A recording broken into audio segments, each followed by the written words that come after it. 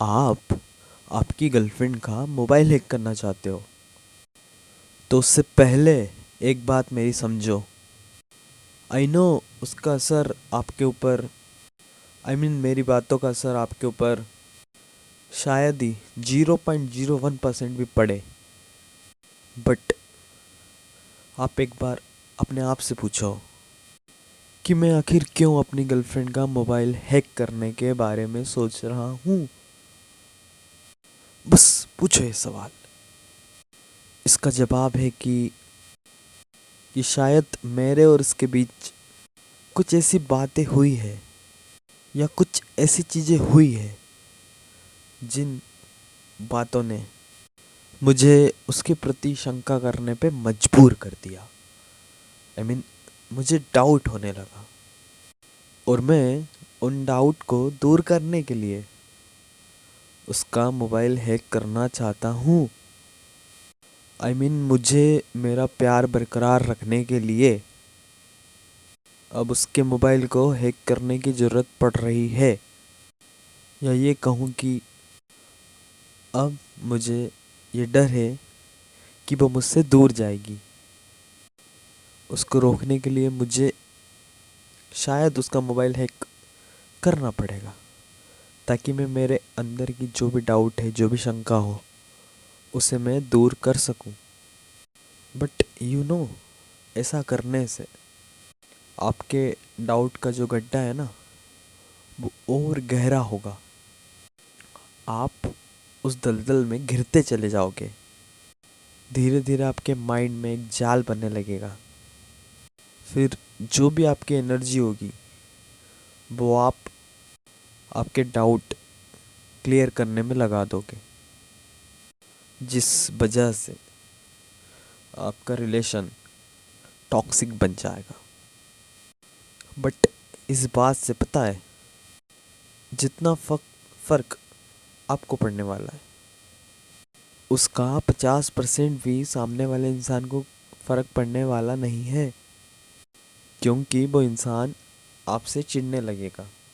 जिससे होगा क्या कि उसके माइंड में आप अपनी इम्पोर्टेंट खो दोगे। देन एक सिचुएशन ऐसी आ जाएगी कि वो आपसे दूर निकलने की सोच लेगा। और इसके ठीक उल्टा आपके माइंड में क्या होगा पता है? आप उसके बारे में पहले से भी ज़्यादा सोचने लगोगे। देन धीरे धीरे जो भी डाउट है वो अपना घर बना लेगा आपके माइंड में। आप हर टाइम, हर पल, हर लम्हा बस यही सोचने में गुजार दोगे कि मुझे उस पर नज़र रखनी है। एक्चुअल में ये कोई उपाय नहीं हुआ आपका डाउट दूर करने के लिए। इससे आपकी लाइफ, आपका रिलेशन टॉक्सिक हो जाएगा। आप उस स्थिति में आ जाओगे जहाँ से आप ये सोचने लगोगे कि मुझे किसी भी कीमत पर उसे मुझसे दूर नहीं होने देना है। बट उसे आपको अपने पास रखने के लिए अब आपको ट्रिपल एफर्ट लगाना पड़ रहा है। क्यों? क्योंकि आपको आपके जो माइंड में जो पहले जो डाउट उठ रहे हैं आपको उन्हें क्लियर करना है। फिर सामने वाला इंसान को जज करना है, उसको भी क्लियर करना है। तब जाके आपके माइंड में, आपके दिल में, आपके हृदय में शांति मिलेगी आपको। तो क्या ये टॉक्सिक रिलेशन आगे बढ़ करेगा? क्या ये सब करके आप आपका डाउट क्लियर कर सकते हो? तो मेरा आंसर है नहीं। पता है, अब आप उस स्थिति में आ जाओगे कि आपको जो शांति मिलेगी, जो पीस मिलेगी या जो कंफर्ट मिलेगा वो उस सिचुएशन में मिलेगा जब तक आपका पार्टनर आपकी आंखों के सामने है, जब तक वो आपसे चैट कर रहा है, आपसे बात कर रहा है। जिस टाइम आप अदर्स काम कर रहे हो या आपका पार्टनर कहीं और बिजी है, उसके काम में, उसके बावजूद भी अगर आपका पार्टनर आपके सामने नहीं है, अगर आपका पार्टनर आपसे बात नहीं कर पा रहा है, तो आपके मन में न जाने कितने नेगेटिव थॉट आने लगेंगे। फॉर एग्जाम्पल, यार वो क्या कर रहा है? कहीं किसी से बात तो नहीं कर रही है? शायद मैं कॉल करके देखूं, हो सके वो बिज़ी हो, किसी से फ़ोन पे लगी हो। एक्सेट्रा। सो अब आपकी लाइफ पूरी टॉक्सिक बन चुकी है। सो अब चलते हैं सॉल्यूशन पे। अगर आपके मन में उसका फ़ोन हैक करने का ख्याल आए तो एक्चुअल में आपको करना क्या है, आपको उनकी 3 या 4 बातों पे ध्यान देना। ओके, फर्स्ट, क्या वो आपको पहले जितना इम्पोर्टेंट समझ रहे हैं अब भी? सेकंड, क्या वो अब आपसे उस तरह से बात नहीं कर रहे हैं जिस तरह से वो पहले करते थे? क्या उनका फ़ोन बिज़ी जाने लगा है, या वो अब आजकल मुझसे एकदम शॉर्ट में बात करते हैं? आई मीन एक दिखावे के लिए। आपको इन साइन पे गौर करना है। 4 पॉइंट ऐसे हैं जिन पे आपको गौर करना है। आई मीन गौर से मेरा मतलब ये नहीं कि आप 1-2 बार ये पॉइंट दिखे और आपने ये समझ लिया कि हाँ एक्चुअल में साइन वर्क कर रहे हैं। नहीं, आपको कम से कम 5 या 6 बार इन साइन पे ध्यान देना पड़ेगा एक्चुअल में, कि हाँ ये मेरे साथ यही सब कुछ हो रहा है। आपको उसके पॉइंट नोट करना है और एक डेडलाइन बनाना है कि अगर ये चारों पॉइंट मुझे 5 या 6 बार दिखे तो ये पॉइंट मेरी डेडलाइन के करीब है। आई मीन वहाँ से मुझे ज़रूरत है बदलने की या एक कदम आगे बढ़ाने की। एक्चुअल में ये सब होने के बाद आपको हो सके तो उनसे बात करना है कि तुम्हारे और मेरे बीच जो भी चल रहा है वो ठीक है, बट एक्चुअल में मुझे इन प्रॉब्लम से दिक्कत हो रही है।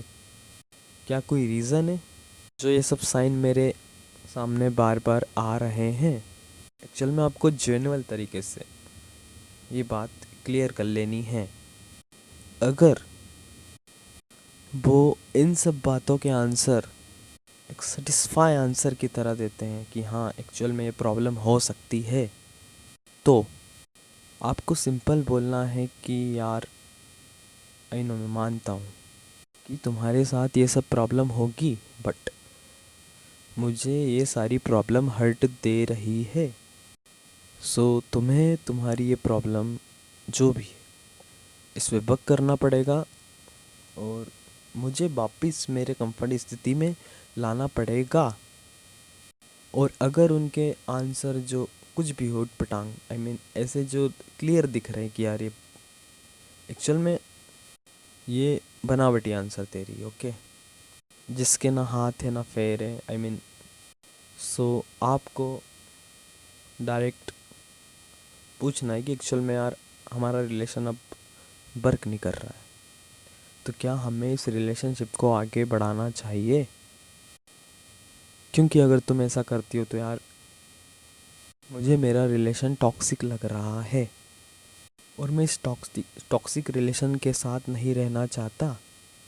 आई मीन जो भी यार, साफ साफ आई मीन मैं रहूँगा तब जब तुम पहले जैसी नॉर्मल रहोगी, otherwise I can't talk with you.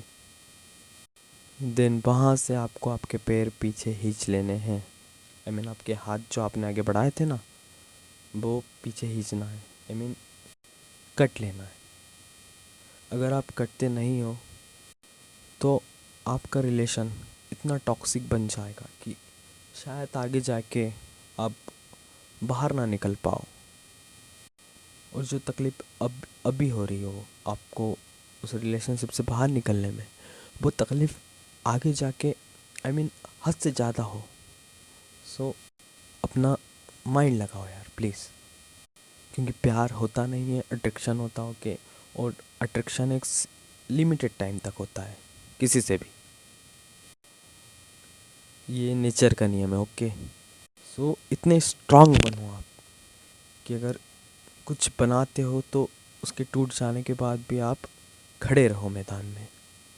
क्योंकि एक्चुअल में मैंने कहीं पे सुना था कि जब लड़कियां अपना हाथ ढीला करती है तो इसका मतलब ये नहीं है कि वो जाने वाली होती है।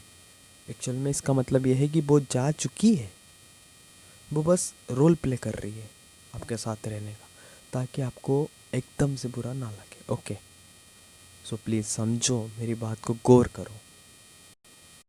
प्यार में रहो तो खुशी के लिए रहो, रो रो कर रहना या रिलेशनशिप को खींचना एक्चुअल में खुद ही टॉक्सिक चीज़ है। सो प्लीज़ समझो।